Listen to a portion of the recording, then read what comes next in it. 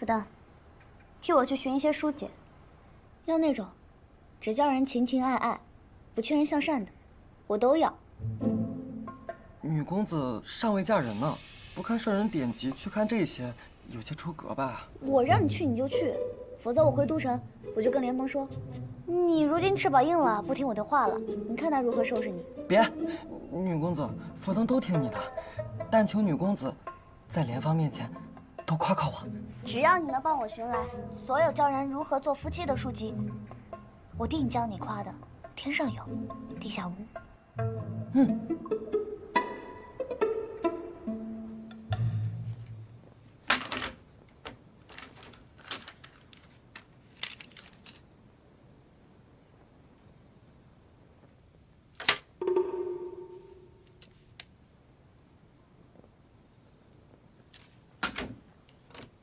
富登这臭小子，哪去搞来这些阿杂的书？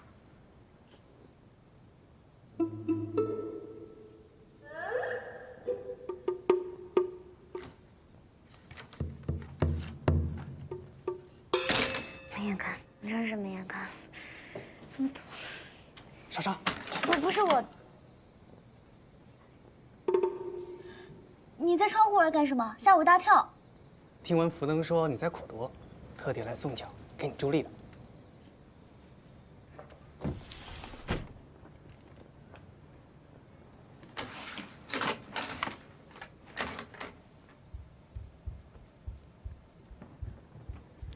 哼，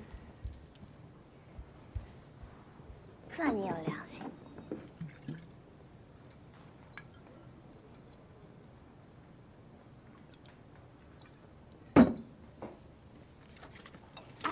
不许看！怕什么？你看到了？看到了。我们儿郎聚在一起也是常态。你说漏嘴了。没想到啊，你们这些儿郎凑在一起，竟是做此等龌龊之事。孔夫子曰：“食色性也，何来龌龊？”再说，我又不常看。孔夫子说的，那应该是没错。那不如我们一起学习学习。甚好。嗯。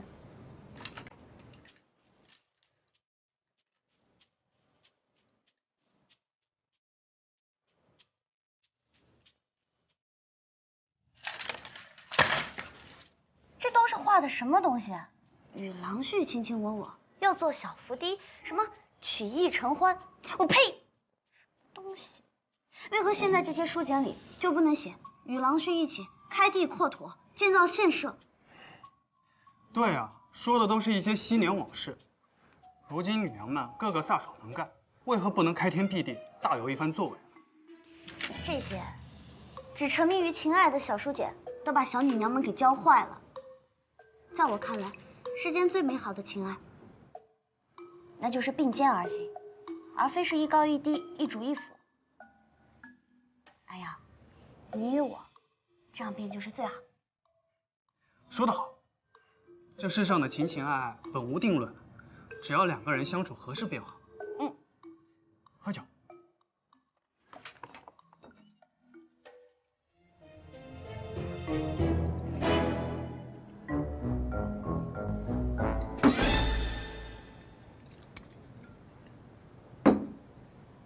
少商，若是陈伯夫人始终反对你我，你是否还愿意与我一起？阿瑶，你放心，无论我阿木如何反对，我都要与你并肩而行。嗯。不过现在，我们真得好好想想，如何谈情说爱。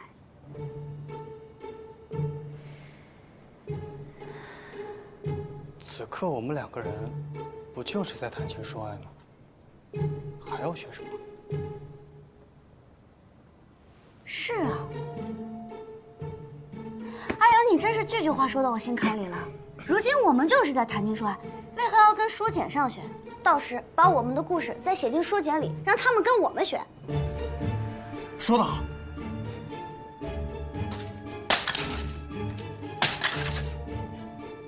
继续喝。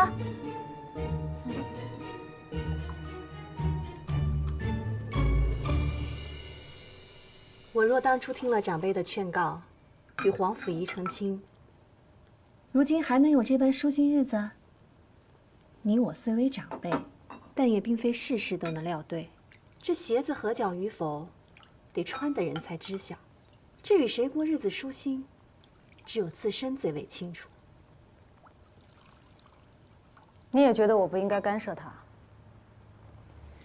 那师傅，且说说看，究竟哪里不满意楼瑶了？人听闻你气得不得进食，便送来各类吃食，哪怕师傅此刻要龙肝凤髓，他也能给弄来。如此还不够吗？娄公子倒是个知礼数、懂冷热之人，可是娄家二房的境况，我不能看着娘娘往火坑里跳吧？师傅不若换个想法，那娄家二房势弱，人丁单薄，寡母长兄自不会欺压袅袅。况如今袅袅待人接物和风细雨，懂得体谅，这婚后必定能相处融洽。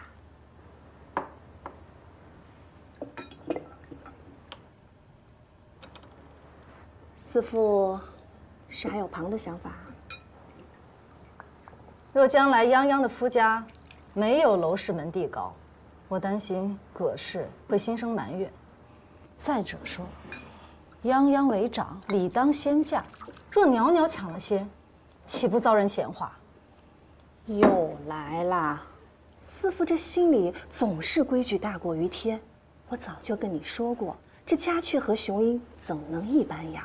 这袅袅的相貌秉性是遮盖不起来的。泱泱自有她的好处，将来也会姻缘美满。若顾忌这些而耽误了袅袅，那更是师父的大不该了。弟妇就不必相劝了，这门婚事，我是定然不会同意的。师父若真要退婚，我看也不能这么公然的宣之于众。那娄家非小门小户，若如娄家第一次退婚那般闹得沸沸扬扬，满城皆知，那娄家脸面如何挂得住？你以为娄家会像对何家那般息事宁人？我知师父下决心，那定是10头牛也拉不回来。如此，不如听我一计。偏你主意多，说吧。这世间难免有死，也许未必有人生气。如果考虑死亡，那便立即自身是个问题，生存不了。我师父心想考验袅袅的真心，我还要暂且放手随他们去。没多久，他也许会自动返家。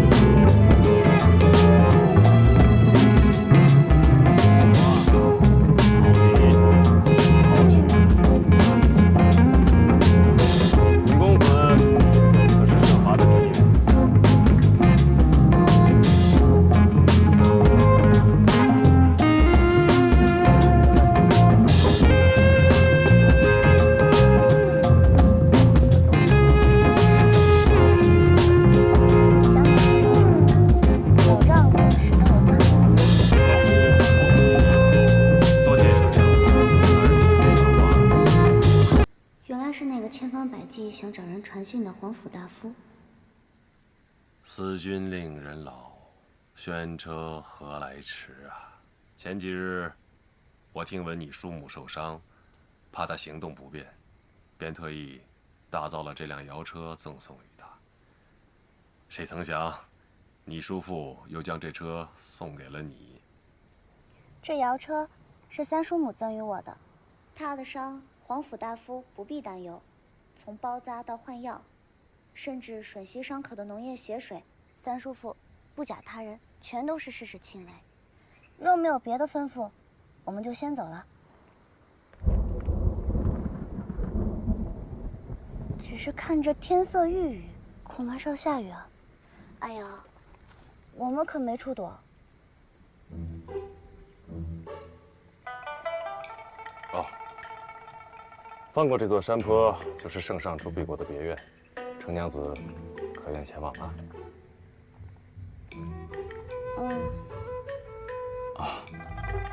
既然见不到你叔母，能与程娘子相叙一番，也是好的呀。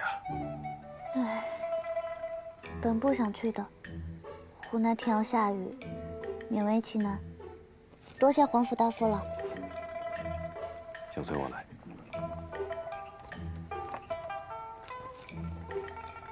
圣上，我们现在赶回去，未必来不及躲远。我三叔母不愿将过往之事细讲于我，为何不趁着机会去听听故事？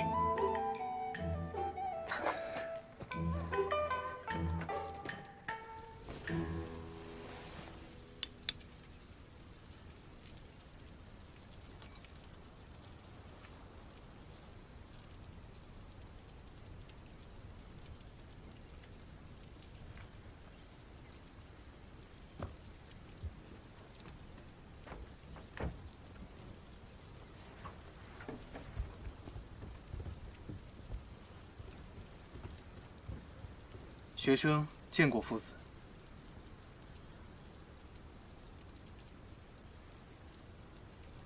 哦，这位是林将军，因平乱受伤，伤久不愈，圣上特地留他在此休养。林将军，伤可好些了？林将军、单剑兄，你们竟都在这里，你们还不知晓吧？我在义清了。喏，就是他，他就是你们未来弟父。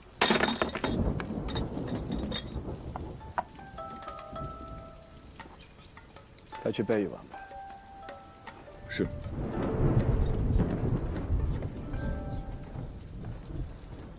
才2月不见，程娘子就要结亲了。单剑与你道喜了。多谢袁公子。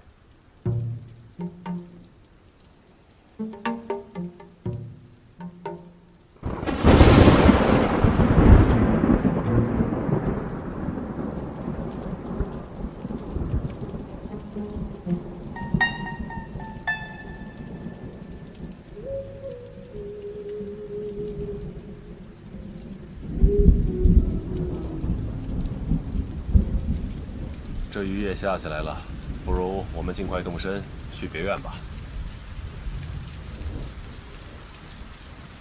雨势不小，我们一同前往吧。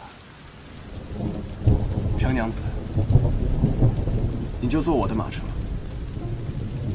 你那摇车虽有雨盖，但这雨夹风势抵挡不了多少。听闻你风寒初愈，若是再淋了雨着了病，就不好了。娄公子，在下备有蓑衣快马，若不介意，你我一同骑马前往。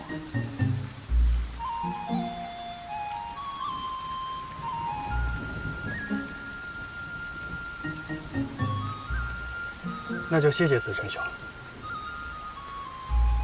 少成，你快去，我随后就到。那你可得快些。女公子请。多多谢林将军。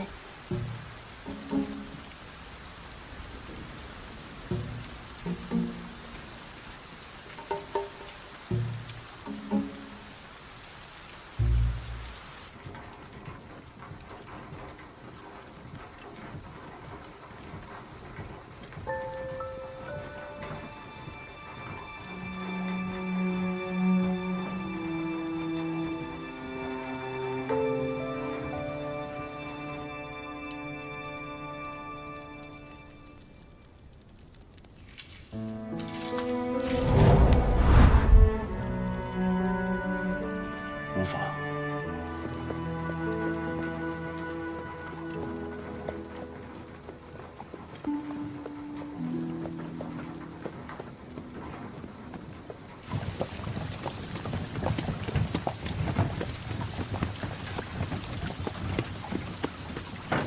承嗣娘子，别院到了。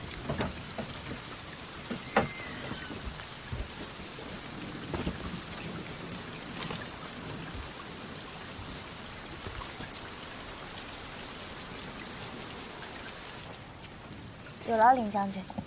举手之劳。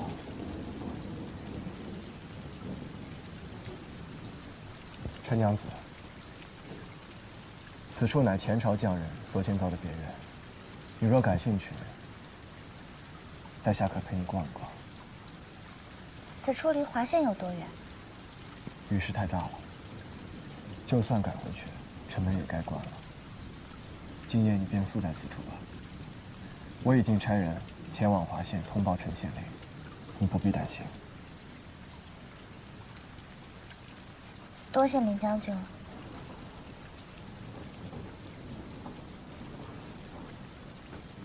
陈娘子方才淋了雨，带她去梳洗吧。我等阿瑶一块儿。罗公子我自会照料。你快些去吧。女公子请。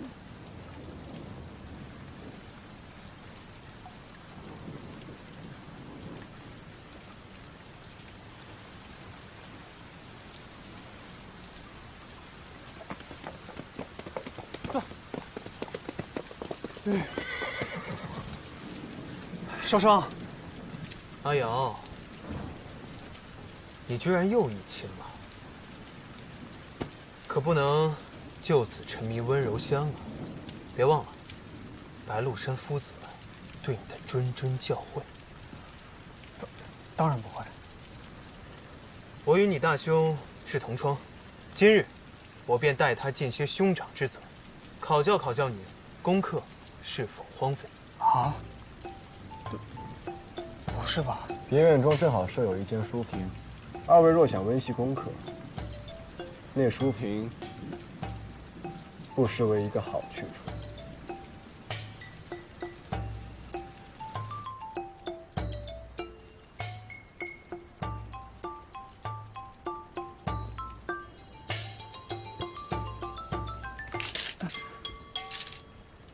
这边开始考教啊？一个时辰已经过去，为何不能考教啊？你若素日只潜心用功读书，怎会心中如此忐忑？好吧。单剑兄，请问，我问你，你为何忽然来华县？啊？还与那程四娘子议亲了？这也不是书上的内容啊。我没说只考你书上的内容啊。我已仰慕少商已久，就想着离他近些，我就跟来了。仰慕已久？你是仰慕他满腹算计，还是仰慕他心思深沉？单剑兄误会少商了，他只是足智多谋，比其他女娘聪明机敏罢了。他也就哄哄你这般蠢笨的。我且问你，他又是如何认识林子胜的？上次玉玺，子胜兄于叛军手中救下少商，少商还帮他治伤来着。治伤？他还懂治伤？英雄救美，真是好生俗套。不对，他怕是利用治伤，来换取凌不疑护送你们去华县吧？单剑兄，我不知你与少商之间有何误会，他又是如何得罪了你，但他确实并非如你所想象的那般不堪。得罪，算不上。我与他又不熟，我与你阿兄，好歹是同窗好友。我只是提醒你，莫要被他那娇花似的纯良模样哄骗了去。这女娘可不是好相与的，小心折损家族与自身。罗公子、袁公子，晚上已经备好了，将军请你们去前厅用膳。好。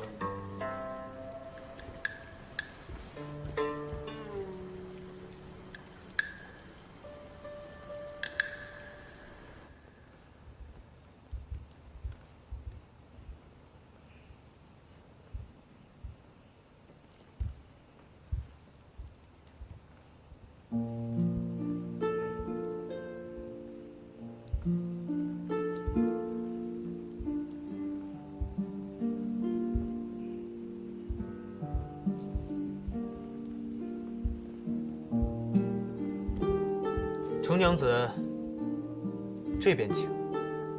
与夫子攀谈，倒也方便。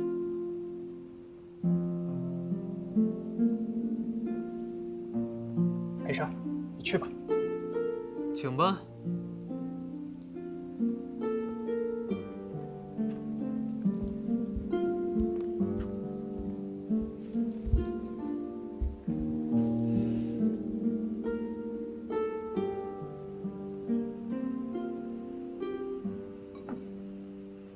愿战乱休弭，风调雨顺。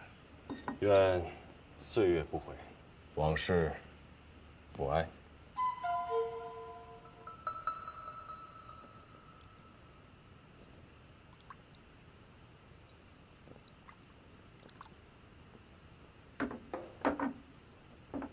20余年了，自我遭立地加害，不得已离家游历天下，已是20余年了。程娘子，今日我倚老卖老，随你叔母叫你一声少商，可好？大夫随意便可。我们相逢既是缘分。少商，今日我同你讲一个小故事，可好？可是讲夫子自己的故事。哎，不过是个小故事而已，切勿攀扯他人。哦。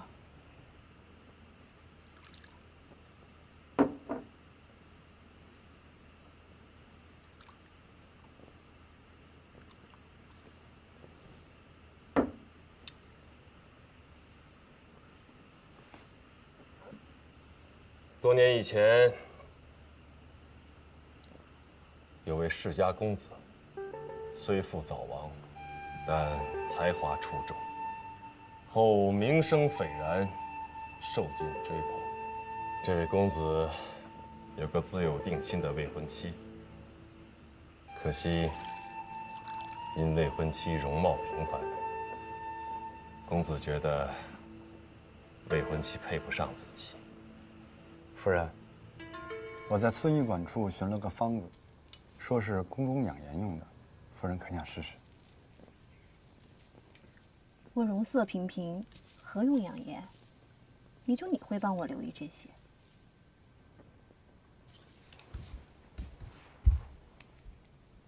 你娶了我这无颜女，如今可是后悔了？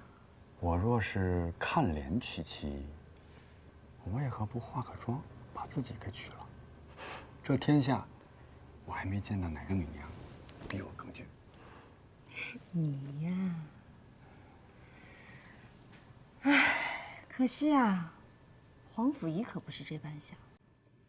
他当初并不甘心。夫人，能不能不要再提这个背信弃义、心瞎眼盲的家伙了？那个人家逢大难，远遁他乡。你当初没有提出退亲，已是仁至义尽了。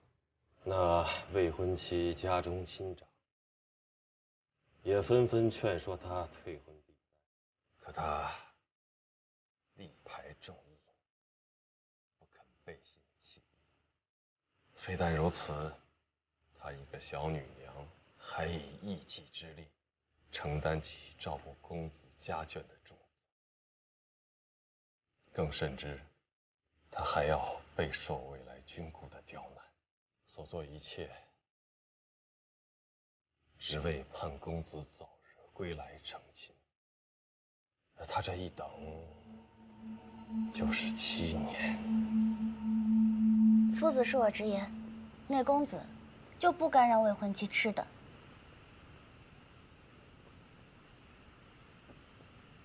陈娘子说的也不无道理。天若无道，人就该遵循天命；天若有道，自不会让有情人分离。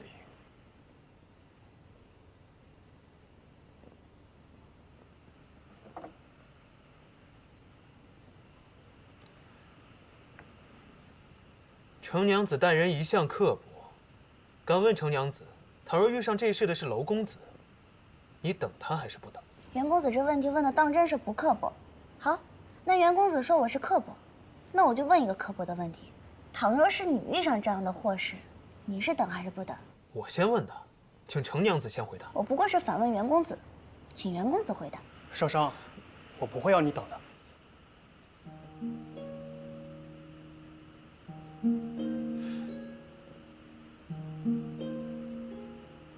我没说错，少商，我一定不会让你等我的。陈娘子可真是寻了一个好男婿啊！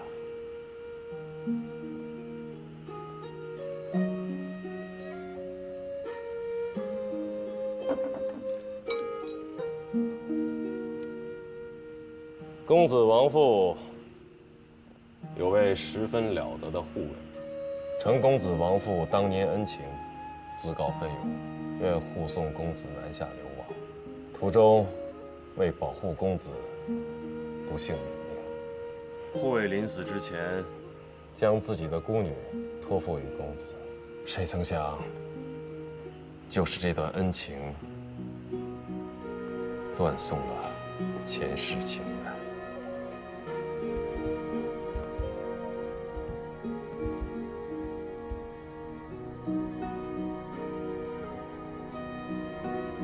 这段恩情断送前世孽缘，也未尝不好。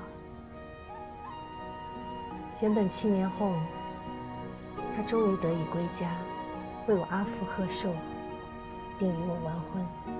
可那追随他2年的孤女，非在他归家时服毒自尽。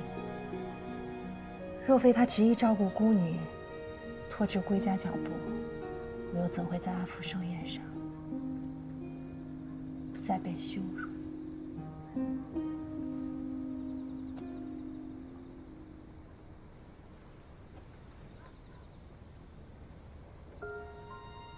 未婚妻在寿宴上苦苦等待1日1夜，谁知公子并未如期而至。公子心知未婚妻心中悲不自胜，定要与其见面，诉说各种原因。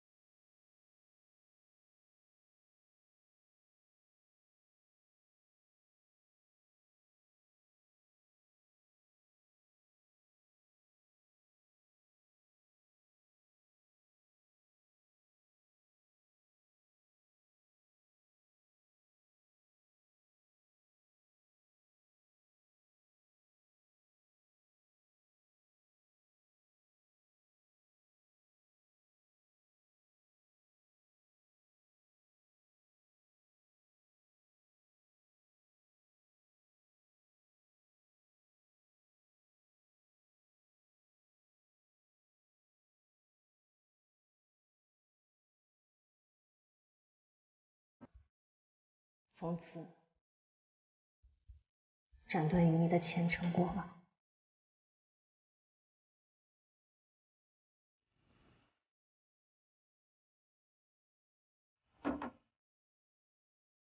公子百思不解，未婚妻苦等了他7年，为何眼看花期在望，最后却偏偏在这一件区区小事上逆骨不化呀？敢问，这位公子一直对未婚妻的相貌暗暗惋惜，这未婚妻可心知肚明啊？那是公子年少之想，后感动于未婚妻的情深意厚，便再无此等轻浮之想了。那未婚妻要的可是公子的感动，他不过是希望心上之人能将自己放于心上罢了。只不过，没想到自己会碰上一个自负又薄情的混账。夫子，我倒有一问题：若你是那公子，未婚妻和孤女同时掉入河中，你应当救谁？陈娘子不如这么问：若未婚妻会一点水，将能在水面上浮得片刻，而孤女丝毫不会水。若夫子是公子，先救谁？没错。凌将军，若换作是你，你先救谁啊？刻薄，谁最刻薄？你最刻薄。若换作是我，自然是先救未婚妻。若先救孤女，未婚妻可能被水草缠住，可能叫水流冲走。若公子真把未婚妻放在心上，又怎会让心上人有半点不测？难道就眼睁睁地看着孤女死而不救？若是我也是要先救受伤的。哎呀，还是你对我好，我就知道你不会弃我于不顾。那未婚妻并未掉入河中，此假设不成立。那孤女也未曾掉入河中，只是自行服毒罢了。人死了便死了，只需给那名护卫过继子嗣，将来保他升官发财，让他的香火得以延续足矣。未免有些对不住那名惨死的侍卫。对不住便对不住了，人生在世，怎可能人人都对得住？此话说的有道理。家父也是武将，战阵之上，为护卫他这个主帅，死伤的将士不计其数，也没见所有的将士妹妹女儿都要嫁与我阿父的。说到底，要是那公子早些打发走那孤女，也就好了。这孤女不过就是个跳梁小丑，不值一提。方才林将军说的甚有道理，天有道，自不会让有情人分离。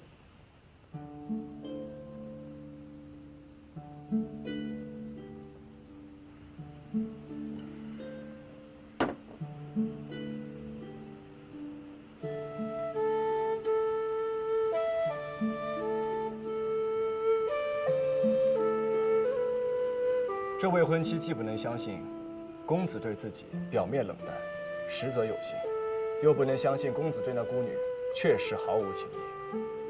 这两个不能互信之人，如何结为夫妻？这未婚妻约是想明白了这点，才断然退了婚。她用了7年时光，来证明自己对公子的情谊，又断然退了婚，就是为了告诉公子，她虽相貌平凡，但心意绝不能轻辱。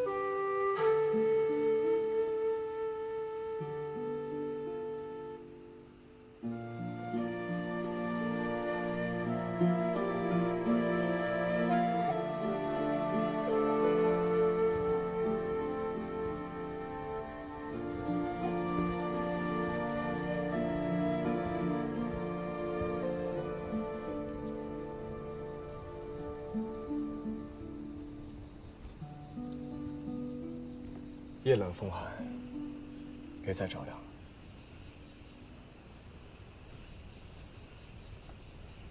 还是披一下吧。林将军自己用吧，我身子好，不需要。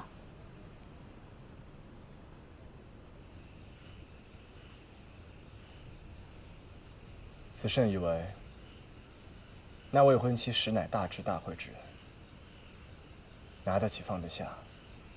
一旦想清楚，便毫无留恋。他现在遇见了对的人，余生幸福平安，对吗？嗯。如今的他，再幸福不过。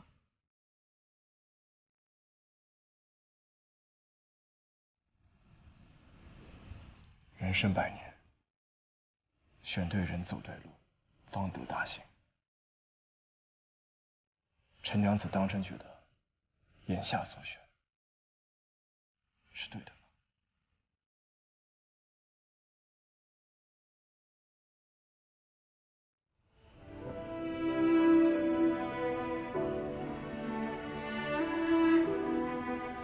受伤。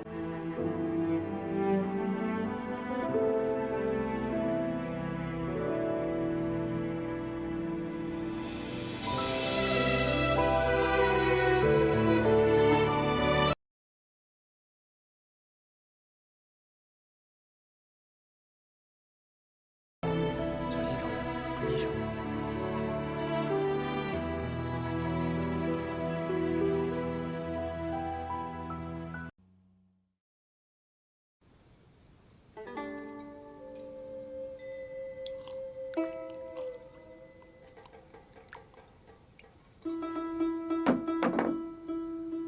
人家为师真的错了吗？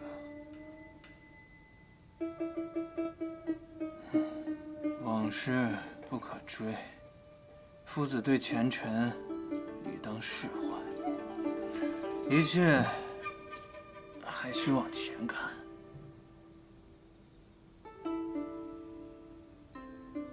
沈姐，您是说我当时能够快刀斩乱麻，不与那孤女纠缠，生活就能与我重归于好？夫子，弟子听闻承旨大人才貌双全，又是出名的情痴护妻，可料丧师叔余生所得的幸福，远非夫子能比。眼下夫子不能释怀，全因陈固自弱罢了。弟子愚见，情深则往，往则多虑。若能放手，则不虑不往，更不应记前尘。若夫子再纠结下去，丧师叔业已成婚，你要如何自处呢？这样吧。是。您就该早些歇歇吧，熬夜伤身呢。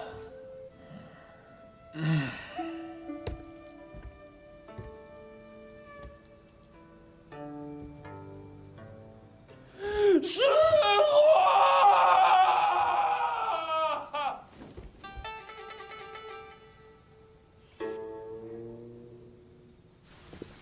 林将军，这别院附近是不是有狼？狼？昨夜听到狼嚎了，可凄厉了。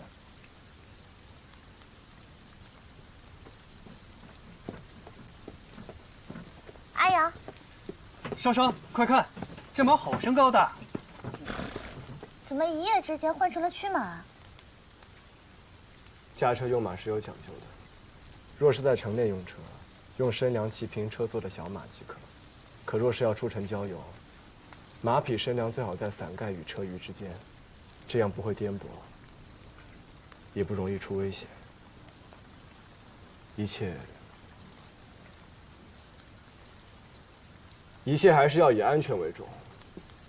还是子师兄考虑周到，多谢子师兄。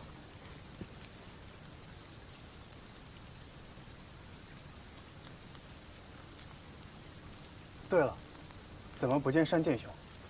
他恐怕是被狼吓着了，一夜未睡好了。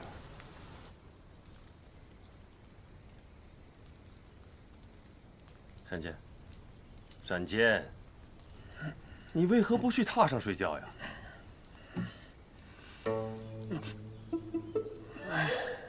夫子，你终于醒了。山姐，你这嗓子怎么了？昨天晚上喝多了。山姐，为师教过你的，做人还是要节制一些的嘛。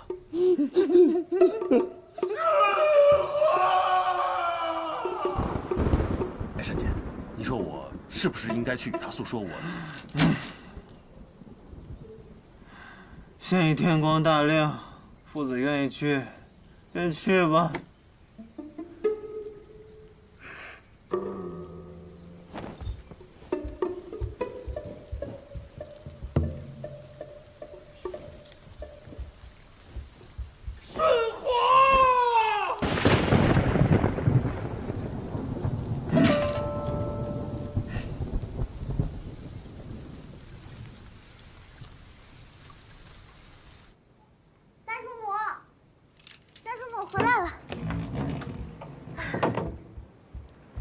终于舍得回来啦！皇甫仪可对你说什么了？三叔母怎知皇甫大夫留宿了我们一晚？他送信来告知，我怎能不知？他这个人啊，坏得很。当年如此辜负三叔母，如今还厚着脸皮来纠缠你。皇甫仪也非坏人，不过是聚集全天下男子烈性于一身罢了。哼，娘娘，这女子在世，姻缘不过是人生的一道风景，成败离不开得失二字。这日后，无论遇到何情何景何人，都莫要为男人放弃了自己，不值得。三叔母的教诲，娘娘谨记于心。不过三叔母放心，我和楼瑶定会好好的，除非山崩地裂，否则定会知足常乐。你呀，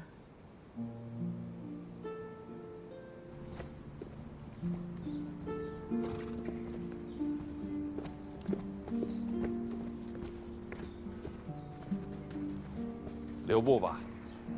三叔母，娘娘给你修的热水池子，你要记得每日都要泡上一泡，这样才能睡得香。还有，叔母腿伤虽已痊愈，但还需要衣食复查，切不可怠慢。等娘娘回去，给你坐个轮车，到时候再叫人给你送来。娘娘，你放心吧，有三叔父在，一定能照顾好你叔母的啊。但是你回家以后一定要听你阿父阿母的话，别再讲了。三叔父也多听三叔母的话吧，莫要整日胡思乱想。娘娘，照顾好自己，别忘了叔母给你说的那番话。现在倒是知道依依惜别了。当日只身去华县，走时连头都不知道回一下。夫人何以知道袅袅离别时不曾回过头啊？难道夫人偷偷的追过去看过他？时辰不早了，准备启程吧。大兄、四夫，一路多保重。你们也多保重啊。夫人。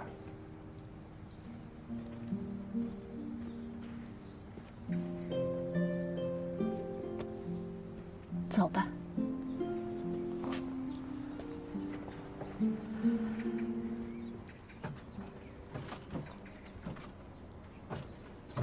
启程，上，下，跳，跳。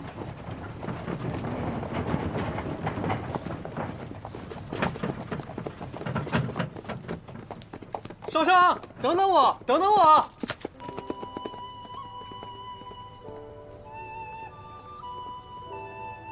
这么看去，倒令我心中百感交集。想当初楼瑶便是如此，追着咱们的车来华县，如今又追着袅袅的车回都城，只不过来时，袅袅还对他不假辞色，这走时，却已经亲密无间，真是世事难料啊。这便是京城之志也。就像你与我。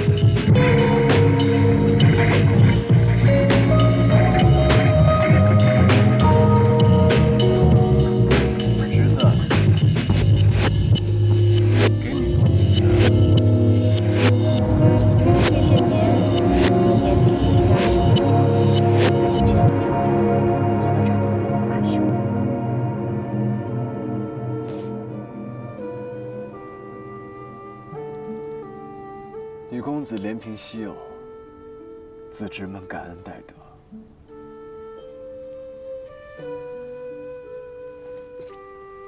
女公子今日看起来气色甚好，虽近日来春寒乍暖，但羊肉羹还是要继续用的。你只管好自己便是了，轮得着你对我指指点点的？当年圣上征伐时，崔侯便是先行官，一路过关斩将，从不畏惧生死。我听闻此次，崔侯亦是打探军情归来。崔侯也是真心惦记女君，每次少主公来，10次倒有8次能遇见他。女君连少主公是自己的亲子都不记得，又怎会领受崔侯的殷勤？他倒也不是什么都不记得，嫁人前的事还是依稀记得一些的。他此时此刻当自己还是刚及笄的小女娘，以为崔侯还是那时青梅竹马的玩伴呢。阿兄啊，你叫我莫在背后非议，这陈年旧事，你倒是记得比我还清楚些。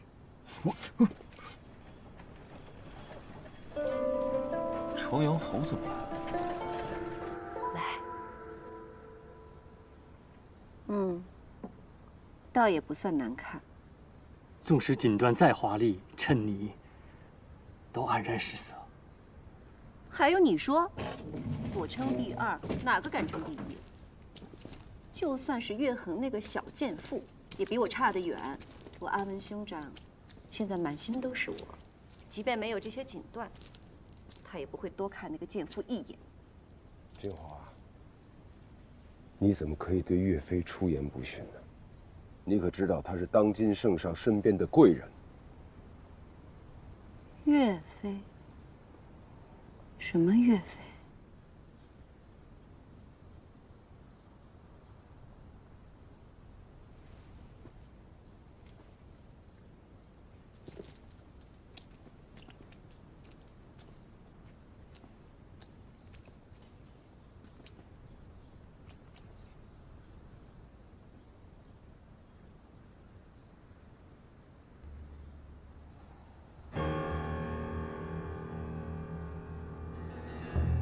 林毅，是你负了我！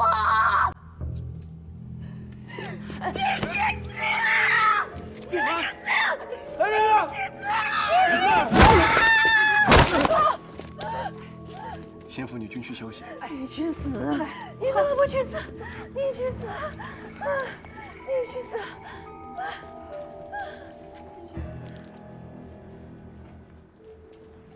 明知此处不欢迎你，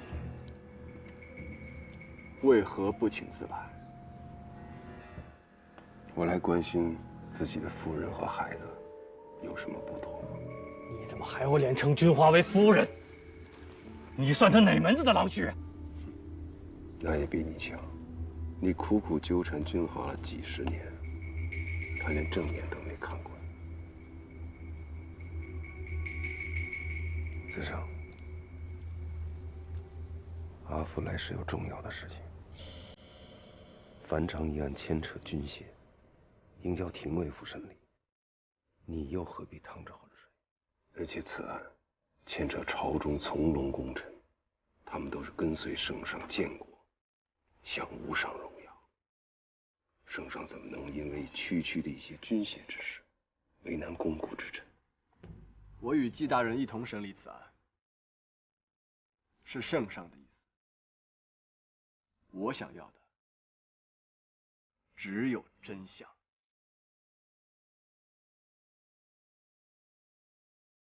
子胜，你终究年龄尚轻，为父要承担起教导之责。听阿福一句话，就此罢手吧。当年霍家兄长帮圣上夺下江山，也是子胜一般的年纪。灵异，你凭什么小看人？子胜，我与你站在一处，甭管此案牵扯到谁，你尽管去查。要是有人敢动你分毫，要第一个和他拼命。崔佑，你这话说的太轻巧了吧？得罪了不该得罪的人，你我都保不住。现在他们已经动手。子胜，你可知一个时辰前，赵玉被劫，樊昌现已逃脱。接下来这案子该怎么查？子胜，遇到大麻烦了。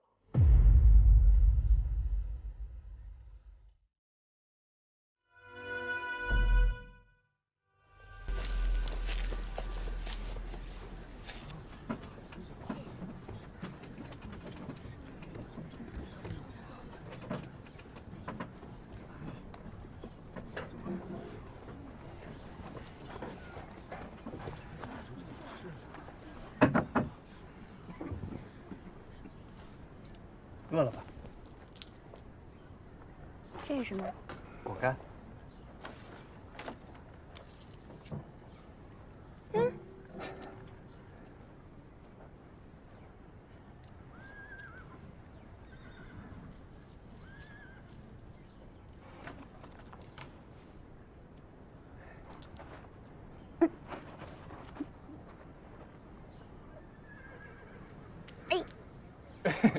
甜吗？甜。若娘娘真心喜欢娄公子的话，为何会这样为陶干与他？这与为犬畜有何不同？夫人这话说的就不妥了。依夫人看，恩爱夫妻，该如何喂陶干，才不像喂狗啊？那自然是用手喂到对方的嘴里才是啊。那如此说来，你我也不算是恩爱夫妻。夫人就未曾亲手喂陶干放到我嘴里。我们能一样？我们可都是老夫老妻了。你年轻的时候你喂过呀。不过现在也不晚，我这就管他们要陶干去，也好让他们学一学，真正的恩爱夫妻究竟是什么样。将军，你就别再闹了。晴天白日，都城城门设置关卡，车队只让进不让出。夫君有没有想过，是否有何不妥？是啊。闲杂人等，莫要扰乱公务。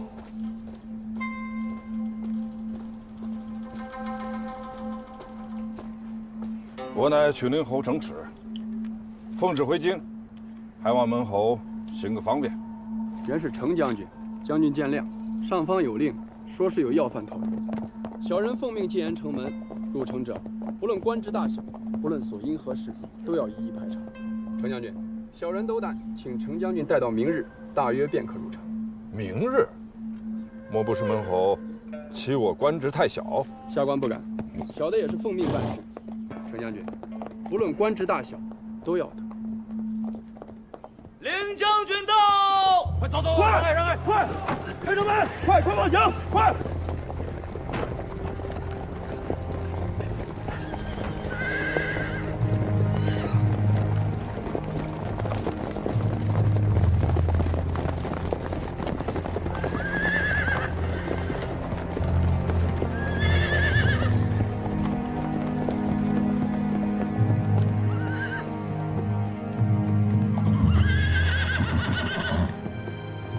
程将军，林将军，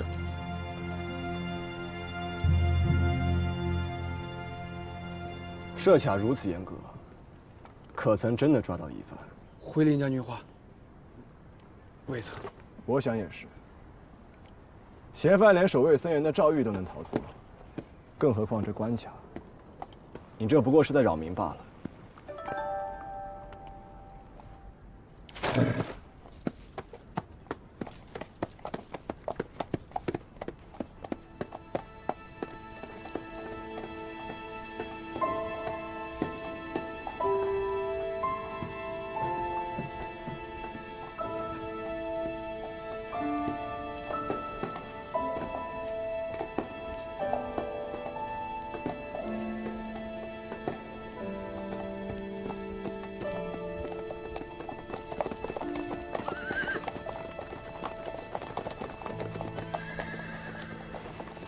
又见面了，程娘子。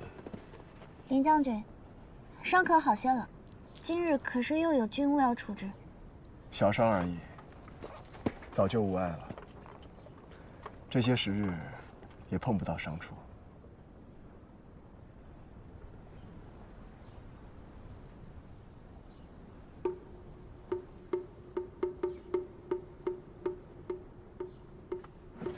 阿父。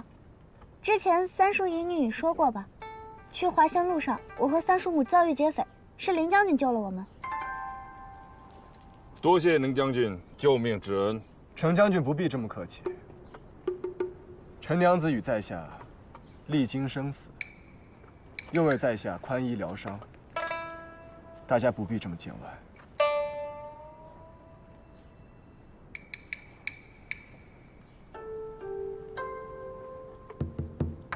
陈娘子脸色苍白，可是病了。不劳将军费心，路程颠簸，看着没力气吧？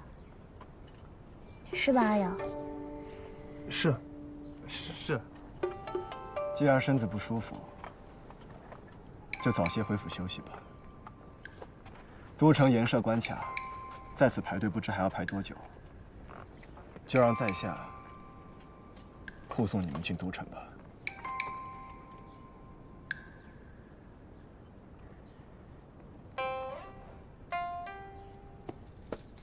前方让路！前方让路！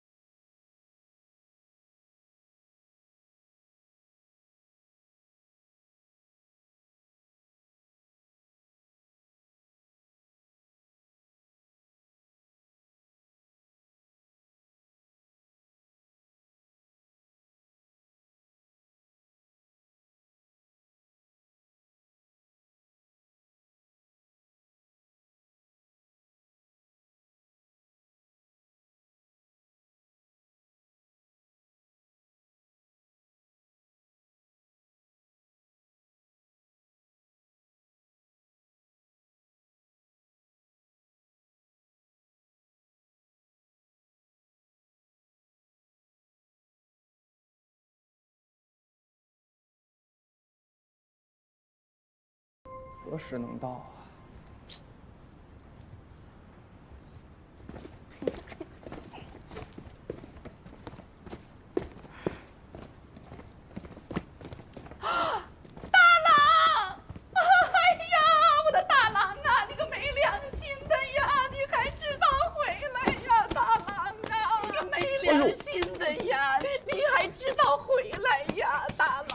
阿母，你虽是庄稼人出身，可也不能将我当弟弟呀。你这手劲儿，我可吃不消。你说你出完了黄钗，你为什么不回来？你去什么华县？我听说华县有余孽造反，你要有什么意外，你让阿母怎么还呀？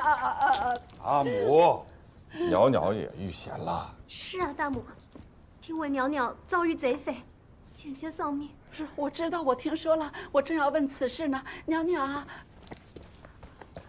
我问你啊，你是不是跟你三叔一直在一起呀？你三叔有没有遭遇贼匪呀？你三叔有没有负累受伤啊？啊！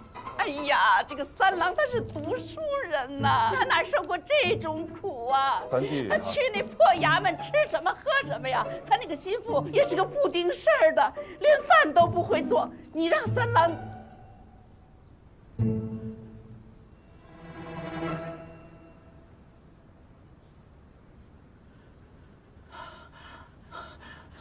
大郎，你为何一句话都不说？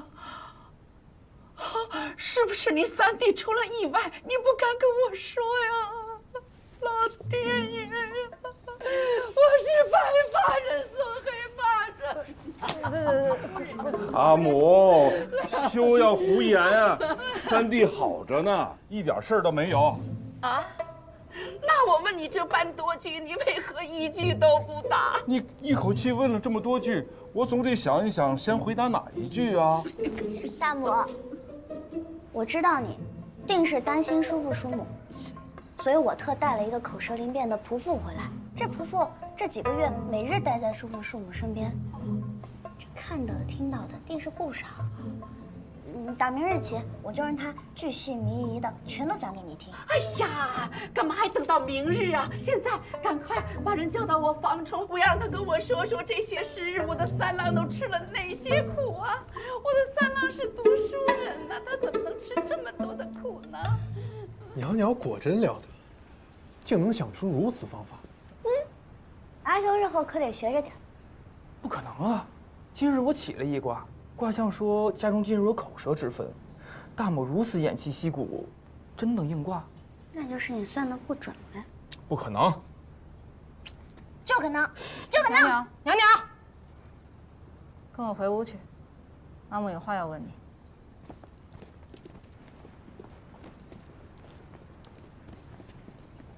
你在路上又做什么惹阿母生气了？这一路上我可一直是小心谨慎，从未惹阿母生气的。哼。阿父，今日城门戒严，你不与阿母去商讨一番？急什么？人家林将军都没提半句，显见与我家无关。你还不赶紧进去，别让你阿母等急了。可，阿父，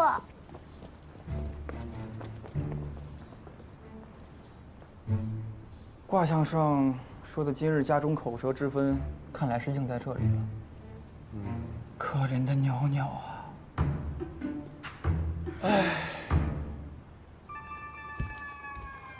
哎，你先给我说说，这几个月你都做了什么？见了什么人？不许漏下一丁点。啊？全部都要说吗？那可有好几个月呢。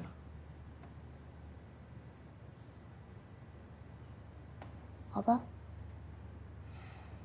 那日，我跟着三叔、三叔母一同上路。哎，先说凌不疑。叔父应该都跟阿父说了，不过就是那些事儿。你三叔父可没说过什么宽衣疗伤、历经生死啊。阿父，你莫听凌不疑夸大其词，我跟他总共都没见过几回。没几次是多少次啊？也就3回。4、5、6、7、8回吧。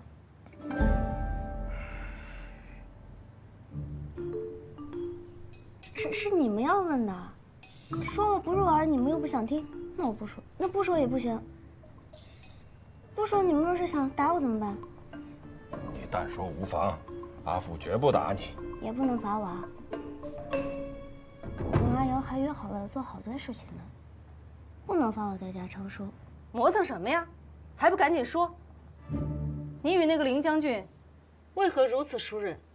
他还特意送你入城。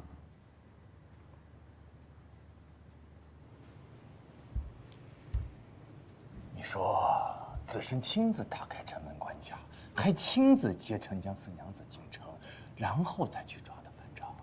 是，陛下千万不要责怪林将军，他向来最讲规矩，此次恐怕是念及程娘子的救命之恩吧？恐怕不仅仅是救命之恩呐。那还能有什么呀？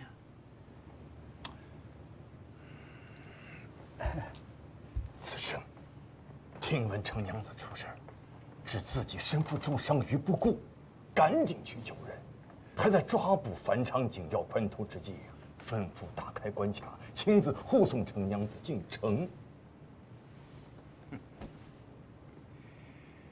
林子胜是何许人也？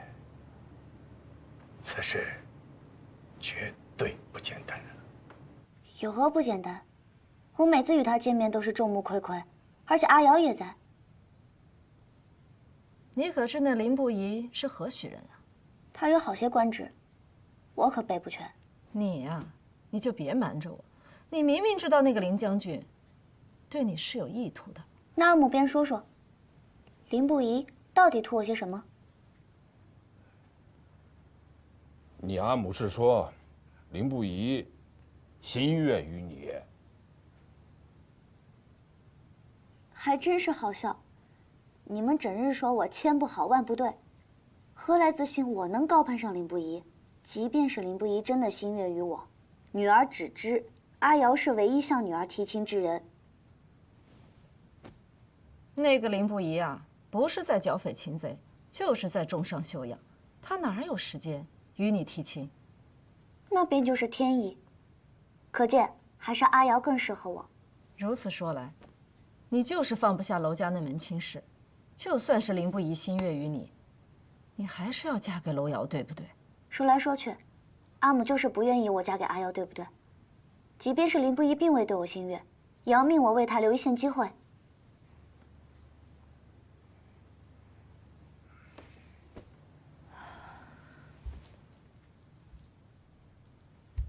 袅袅，我不是让你要选林不疑，我是希望你能够婚姻圆满。娄家二房示威，你要是嫁给他，娄瑶能护得住你吗？这天下的好儿郎这般多，你为何这般着急？你可以再等一等，看一看，这婚姻大事岂是儿戏？就是啊，阿父阿母、三叔三叔母都是神仙眷侣，我又何尝不是羡慕？只是我知道自己一直以来运气不好，若还要挑三拣四，错过了阿瑶，便想再寻个好的，也是件难事。不如阿母就像大母那般，去寻个老神仙问问，看看我错过了阿瑶，还能不能遇见比阿瑶更合适的。袅袅休要胡言。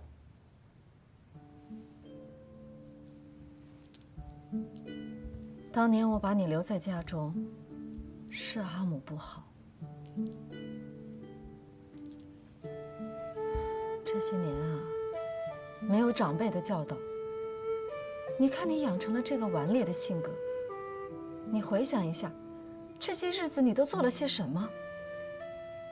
你在汝阳王府大打出手，在万府拆桥闯祸，一桩桩一件件荒唐之举。就你这样的性子，嫁到了娄家，你能有安生的日子过吗？在家中，我可以让你投奔你三叔；若是嫁到了娄家，我想护着你都鞭长莫及。那个娄瑶又是个软性子，你如何能够全身而退呀？说到底，阿母就是瞧不上阿瑶。不过没关系，我与阿瑶早就商量好了，日后她外放，我随她一起。阿母自可眼不见为净，也不用为我操心。我与阿瑶也能逃脱父母的掌握，振翅高飞。这就是我想要的姻缘。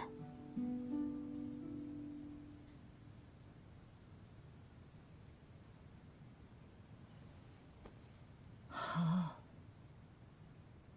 好，那你就和楼瑶在一起。阿母希望你能够恩爱一生，没有波折。我与你阿父不会再说什么了。